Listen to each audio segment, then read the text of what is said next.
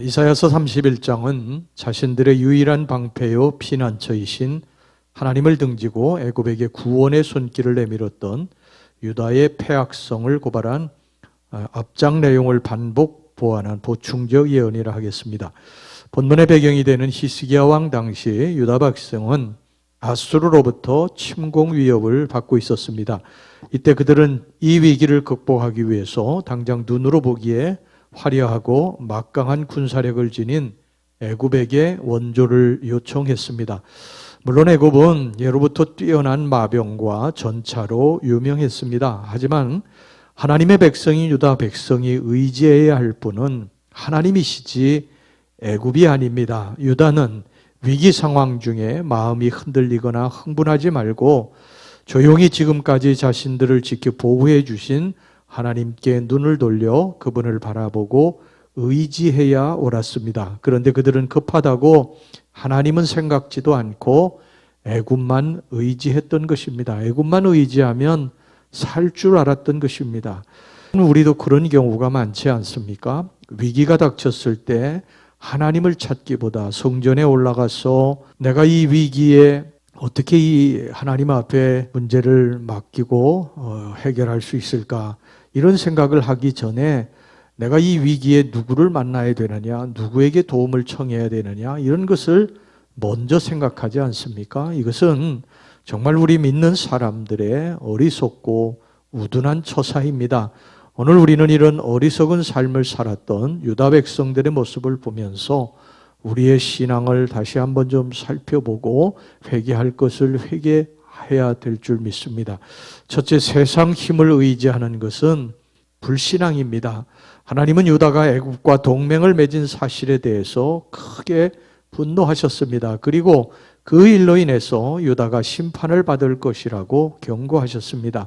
1절서부터 3절까지의 말씀을 보겠습니다. 도움을 구하러 애굽으로 내려가는 자들은 화 있을진저 그들은 말을 의지하며 병거의 많음과 마병의 힘이 강함을 의지하고 이스라엘의 거룩하신 이를 앙모하지 아니하며 여호와를 구하지 아니하나니 여호와께서도 지혜로우신즉 재앙을 내리실 것이라. 그의 말씀들을 변하게 하지 아니하시고 일어나서 악행하는 자들의 집을 치시며 행악을 돕는 자들을 치시리니 애굽은 사람이요 신이 아니며 그들의 말들은 육체요 영이 아니라. 여호와께서 그의 손을 펴시면 돕는 자도 넘어지며 도움을 받는 자도 엎드러져서 다 함께 멸망하리라. 그러면 하나님께서는 유다의 이런 외교적 활동 자체를 미워하신 것일까요? 아닙니다. 하나님이 분노하신 이유는 유다가 애굽의 말을 의뢰하고 병거의 많음과 마병의 힘이 강함을 의지함으로 인해서 자연히 이스라엘의 거룩하신 자를 앙모하지 아니하며 여호와를 구하지 아니하였기 때문입니다. 다시 말하면 유다는 하나님보다 사람의 힘, 세상의 힘을 더욱 의지함으로써 하나님으로부터 분노를 사게 된 것입니다. 사실 당시 아수르의 침공 위협을 받고 있던 유다에게 있어서 가장 취약한 부분은 말과 병거였습니다. 애굽은 말의 산지로 예로부터 기병대와 병거로 그 맹위를 떨쳤습니다. 그래서 유다는 애굽과 화친해서 그 부족한 것을 보충하려 했습니다. 그러나 유다가 한 가지 잊은 것이 있습니다. 그 애굽을 꺾으신 분이 누구시냐? 여호와 하나님이시지 않습니까? 애굽을 꺾으시고 그의 조상들을 애굽에서 이끌어내신 분이 여호와 하나님이라는 사실을 잊었던 것입니다. 말과 병거를 의지하지 말라고 그랬는데 그들은 하나님보다도 말과 병거를, 세상적인 어떤 군대, 또 지혜, 세상적인 어떤 힘, 물질 이런 것들을 더 의지했던 것입니다. 여러분, 우리도 이런 우를 얼마나 자주 범하고 있습니까? 위기가 닥칠 때 제일 먼저 찾는 분이 하나님이 아니고 사람이에요. 물질입니다. 우리 머릿속에 떠오르는 구원자가 하나님이 아니에요. 세상 권세입니다. 우리가 명확히 해야 됩니다. 구원이 어디에서 옵니까? 구원은 오직 여호와로 말미암아 옵니다. 시편 62편 1절 2절 말씀을 보면요, 나의 영혼이 잠잠히 하나님만 바라며 나의 구원이 그에게서 나오는도다. 오직 그만이 나의 반석이시오 나의 구원이시오 나의 요새이시니 내가 크게 흔들리지 아니하리로다. 여러분, 이것을 잊지 말고 살아갑시다. 그 다음에 두 번째, 하나님만이 참된 보호자가 되십니다. 4절 5절 말씀입니다. 여호와께서 이같이 내게 이르시되 큰 사자나 젊은 사자가 자기의 먹이를 움키고 으르렁거릴 때에 그것을 치려고 여러 목자를 불러왔다 할지라도 그것이 그들의 소리로 말미암아 놀라지 아니할 것이요 그들의 떠듬으로 말미암아 굴복하지 아니할 것이라. 이와 같이 나 여호와가 강림하여 시온산과 그 언덕에서 싸울 것이라. 새가 날개치며 그 새끼를 보호함같이 나 만군의 여호와가 예루살렘을 보호할 것이라. 그것을 호위하며 건지며 뛰어넘어 구원하리라 하셨느니라.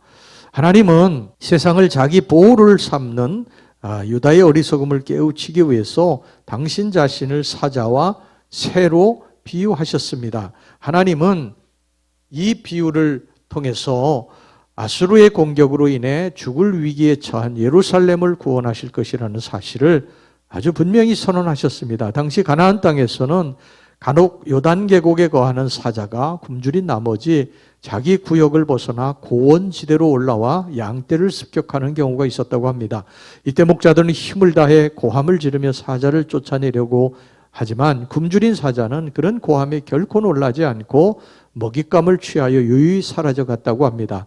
마찬가지로 하나님께서는 예루살렘을 지키시기 위해서 이 땅에 임하실 것인데 이때 하나님은 그 어떤 공격자도 두려워하지 않고 능히 그 공격자를 물리치실 것이고 더불어 어미새가 자기 날개로 그 새끼를 보호하는 것과 같이 당신의 백성들을 보호하실 것이라는 것입니다. 여러분, 하나님은 당신의 백성들을 보호하십니다. 사랑하시기 때문이죠. 암탉이 병아리를 품듯이 보호하실 것입니다. 그러므로 우리는 다른 길로 가면 안 됩니다. 위기를 만났을 때 도움을 받을 곳으로 가야 되지요. 애굽으로 가면 안 됩니다. 세상을 의지하러 가면 안 됩니다. 사람 의지하러 가면 안 됩니다. 어떻게 해야 됩니까? 성전으로 올라가야 됩니다. 하나님 계신 성전으로 올라가서 하나님의 보호하심을 받아야 됩니다. 하나님의 인도하심을 구해야 합니다. 그러면 하나님이 크신 능력으로 우리를 보호하실 줄로 믿습니다. 주님이 말씀하셨지 않습니까? 보라, 내가 세상을 이기었노라. 이 말씀을 늘 잊지 말고 살아가시기를 간절히 바랍니다. 그 다음에 세 번째, 하나님께로 돌아가는 것이 참 구원을 얻는 길입니다. 하나님은 당신의 백성들이 자신을 의지하지 않고 애굽으로 가는 것에 대해서 진노하시면서 당신께 돌아오라고 말씀하고 계십니다. 모든 우상과 죄악을 버리고 여호와께로 돌아오라고 그러세요. 6절 말씀 보세요. 이스라엘 자손들아 너희는 심히 거역하던 자에게로 돌아오라. 하나님의 백성들은 하나님께로 돌아와야 삽니다.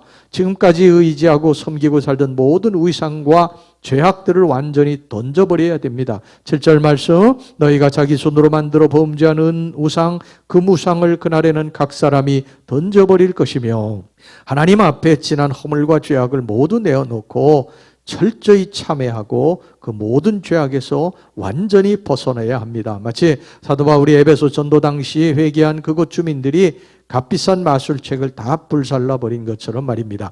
참된 회개란 지난 죄에 대해서 완전히 돌이키는 것을 말합니다.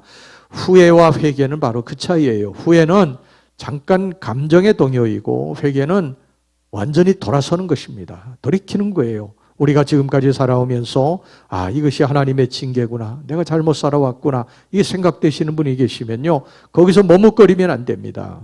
그러면 그 징계와 그 심판은 계속됩니다. 이제 아버지 앞으로 돌이켜야 합니다. 내가 잘못 살아서 이렇게 됐구나. 그러면 돌이켜야 됩니다. 이전에 내가 의지하고 살던 세상 애굽 버리고 내가 좋아하던 죄악 버리고 아버지께로 돌이켜야 됩니다. 돌이키면 회복됩니다. 그것을 우리 예수님께서 탕자의 비유를 통해 약속해 주셨습니다. 여러분 있는 자리에서 혹시라도 하나님의 심판과 징계를 받고 고통을 당하고 있는 분 계시면요, 아, 내가 하나님 앞에 잘못 살아서 그렇구나. 이렇게 깨달으면 즉시로 돌이켜서 하나님 품으로 돌아오면 회복될 줄로 믿습니다.